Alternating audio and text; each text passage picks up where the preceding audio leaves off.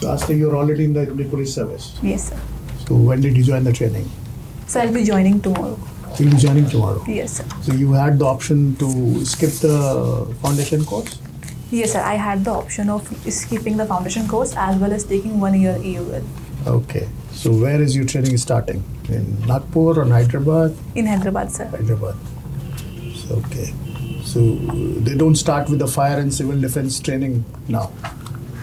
Earlier they used to start, after FC you used to go to Nagpur for fire and civil defense course. Oh, okay, That sir. was I just didn't know, about 3 sir. weeks, and then after that, Hyderabad. Okay. So, what was your subject in graduation? So it was political science and economics. Political science and economics. And obviously, these two subjects are very closely related to your job Yes, in sir. the civil service. And since you're already in the police, so I assume that you are trying to be in the IAS or in the Indian Foreign Service? So in the In IAS. the IAS. So how would these subjects, training in these subjects, help you in your career in IAS? So the main work of an IAS is to devise policy as well as implement them and also provide input to policy makers. And in all these steps, political science as well as economics helps a lot. Firstly, sir, the understanding of economic part of the country, how our country is growing, what are the issues faced by our industries, how can we increase manufacturing. These understanding of these issues and as well as solutions will help me to formulate policies better and to understand the economic metrics better. The understanding of political ideas as well as the happenings around us, the Indian politics and the international politics, also makes me more aware about how to make the policy that is very holistic in nature. Okay. Okay.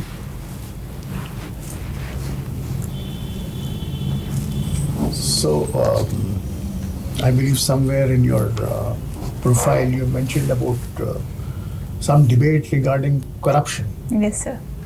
Do you think corruption is a big problem in this country, or the biggest problem, or what does one do?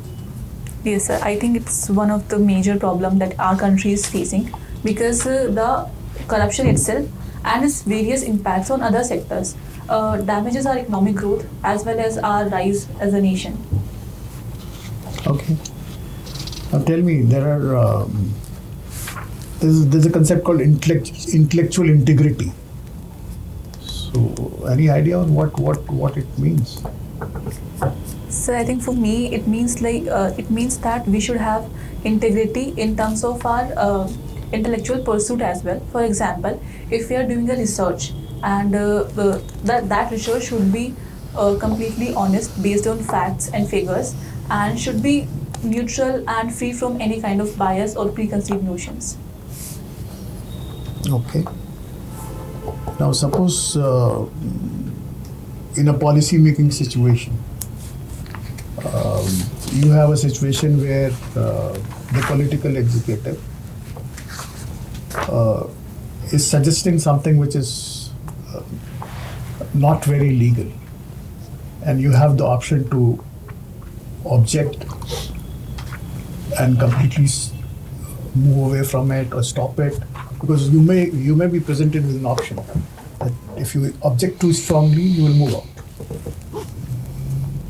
So how will you face this situation? So if it's illegal, then I think I should not be going along with it.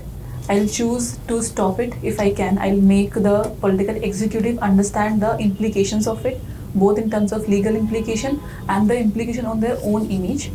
Secondly, if they do not agree with it, I'll try to reach to the higher levels wherever I can. Otherwise, I'll try to recuse myself. Okay. Okay. So, which state have you given as your state of preference, first preference in your cadre allocation? Sir, Uttar Pradesh. Uttar Pradesh. Okay.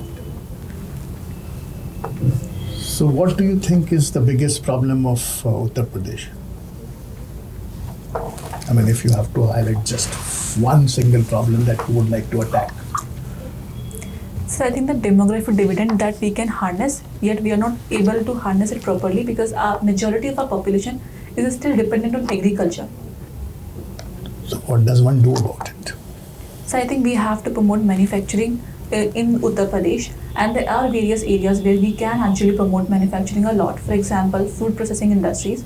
Since UP produce largest amounts of food and vegetable and other crops as well, we do have a really good chance of food processing industries being established in Uttar Pradesh.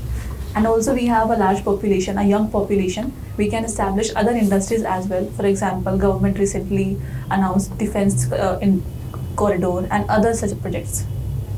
Oh, suppose you get union territories finally, not UP, and you get posted to Arunachal Pradesh. What do you think would be the challenges out there? So Arunachal Pradesh has its own unique challenges. I think the first one should be the connectivity challenge because people live in far away areas and they have to be connected to the mainland there. So I'll focus there. Apart from it, I think the penetration of social services, both in terms of education, health, and other areas, needs to be enhanced so that the people at the borders also feel included and as much part of the mainstream as we feel. Okay. So Astha, digital arrest has been making a lot of headlines these days.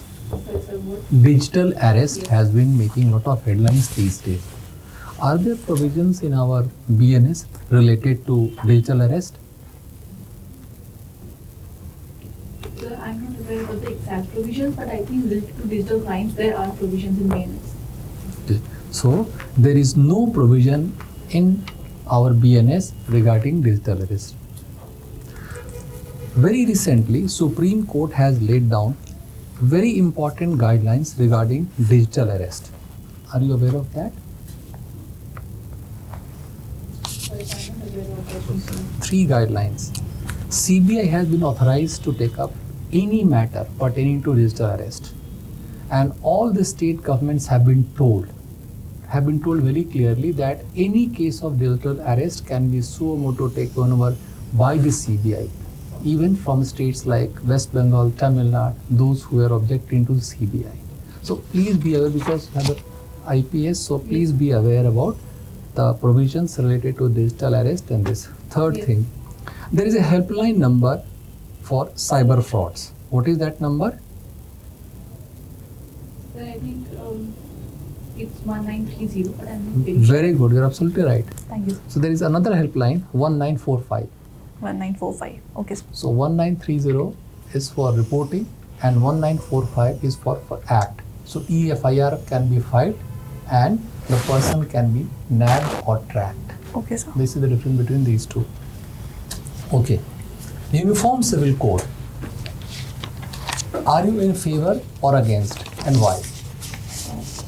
Sir, I am in favor because firstly, it's the constitutional mandate as well in UPSC Article 44. The constitution itself envisages that we should have a uniform civil code. Secondly, it has multiple benefits. For example, it will help women to actually have equality across all religion.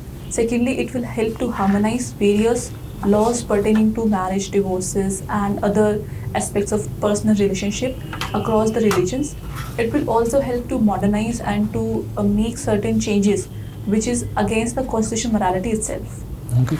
Then why there is opposition among certain sections of society? So the opposition comes from various sections. The first issue comes up of the tribal culture because they have a unique identity and unique cultural practices. UCC on them might feel like cultural imposition. Secondly, the minorities in our countries are also feeling the threat that their cultural practices might get subsumed under the UCC. Okay, good.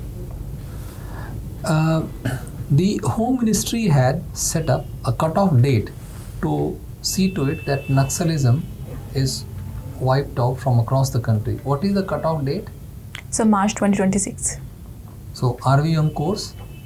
Sir, I believe we are. Okay. So what is the basis for your optimism? So there are various bases for my optimism. First is that security forces in the recent times has attained various gains and various successes in various operations. For example, recent killing of Hilma as well as in this year only we had so much success in terms of surrender of Maoist people and getting them back to the mainstream. Apart from it, government has focused on various factors. So we are not only tackling the violence of Maoists, but we are also developing the tribal regions and areas so that we include the tribals into the mainstream itself. Okay. Another question. When do you see India US inking their trade deal? Sir, I think both are on the course. Both are engaging in various talks. Next week also we have a US delegation coming to India, and we will talk about our trade. Even the President Trump is also showing optimism that we are on the path to attain a trade deal. But this deal is also linked to Ukraine war as well, because the 25% tariff imposed on India was due to because we were purchasing Russian oil itself. So the war and its unfolding, how soon we reach the ceasefire, they reach the ceasefire, will also play a role. Okay, last question. So, can you name 3 major bottlenecks in terms of India-US trade deal? 1, 2, 3. Yes, sir. So the first one is the agricultural sector. The USA wants that we open up our agricultural sector, but we are very cautious about it, especially the dairy sector. Next. Sir, second is regarding the oil purchases that we do from Russia. USA want that we stop there and we purchase their LNG and etc. We are on the path, but it's going to be a difficult one. The third one is regarding our exports there, because USA is imposing various kinds of, because they have a trade deficit with India. India is on the plus side here. They want that we their export in India regarding manufacturing as well increases. Okay, thank you, Astha. Thank you, sir. Astha, I see you already joined a very prestigious service in the country, IPS, and you have joined also in last year on December 2024. So I'll be joining this year. But your biodata says you already joined. Yes, sir, I have joined, but I'll be joining the training this year, sir. You went there to the Salah Patel Academy. Yes, sir. Put in your joining last year. Yes, sir. Thereafter you applied for a job, for a leave. Yes, sir, for 1 year. For 1 year. Yes, sir. The first thing when you enter is a very prominent bust of 3 gentlemen who laid their life for the nation. Did you notice that bust of 3 gentlemen who were gunned down in 1975 in Nagaland? Sir, You did not notice. sorry, I didn't.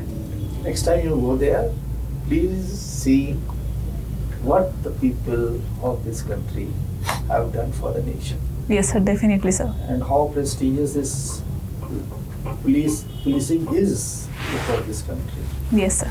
In 1975, 3 gentlemen, they were in the middle of a meeting.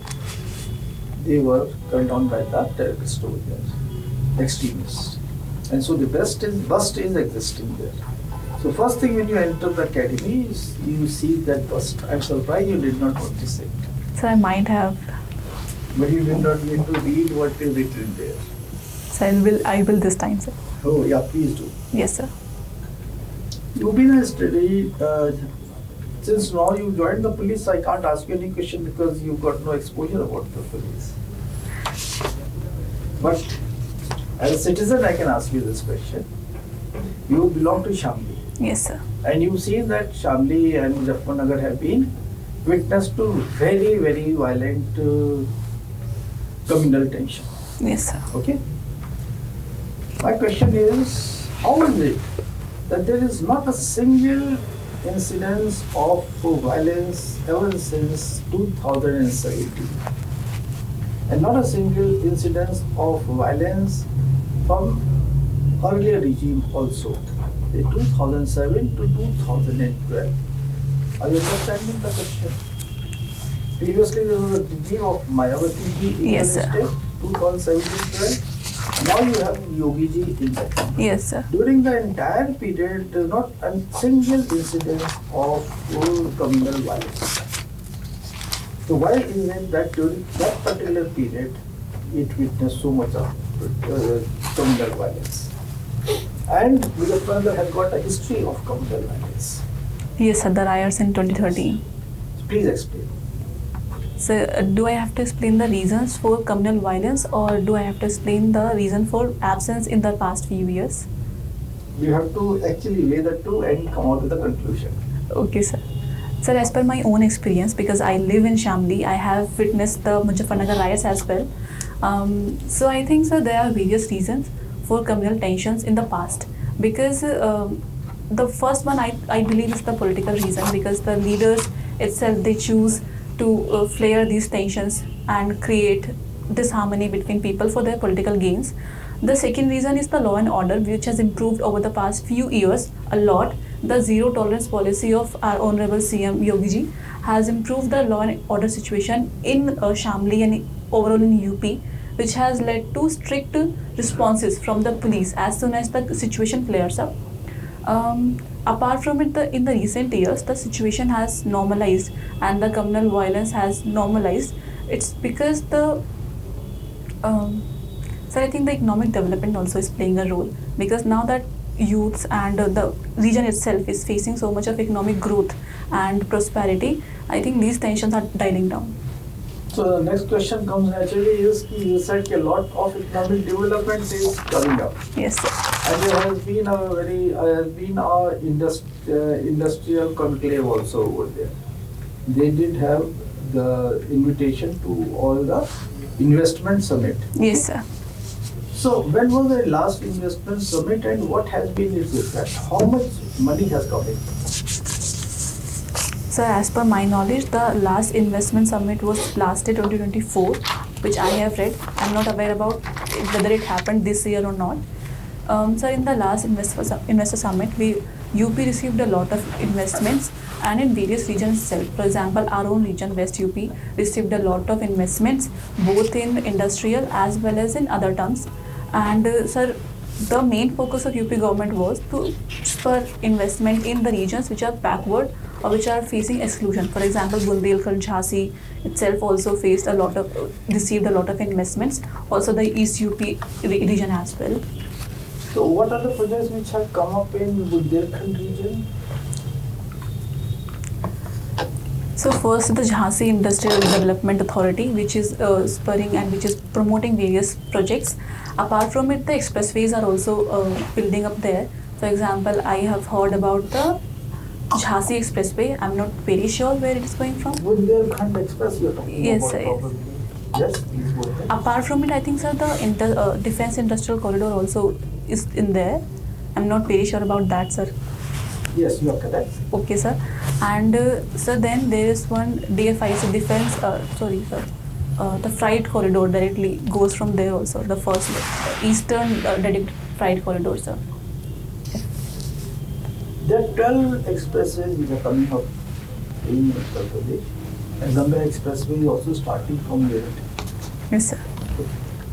Whether Muzaffarnagar will benefit from it or not, please go through that alignment. Okay, sir.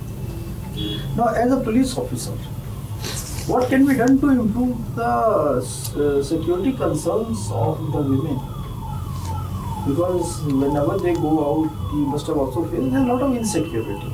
As a police officer, what steps would you suggest that they feel much more safe and it is easy for the police to do it? So here the UP model itself is a very good example of how police can act to ensure that women feel safe to go out and to work.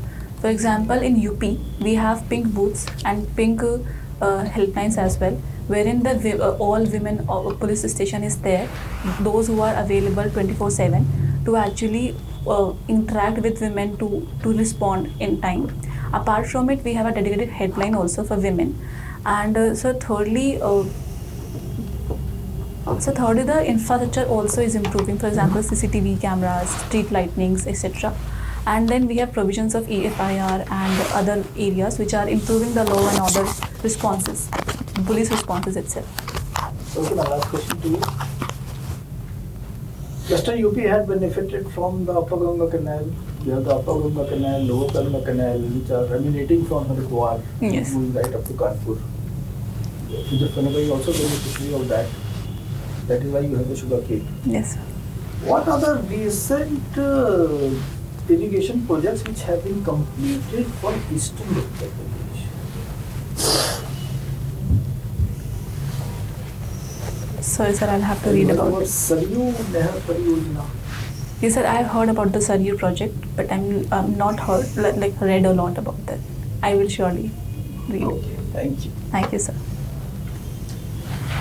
Astha, as you have mentioned that UP is an agrarian state. Yes. Majority of the population depends upon agriculture.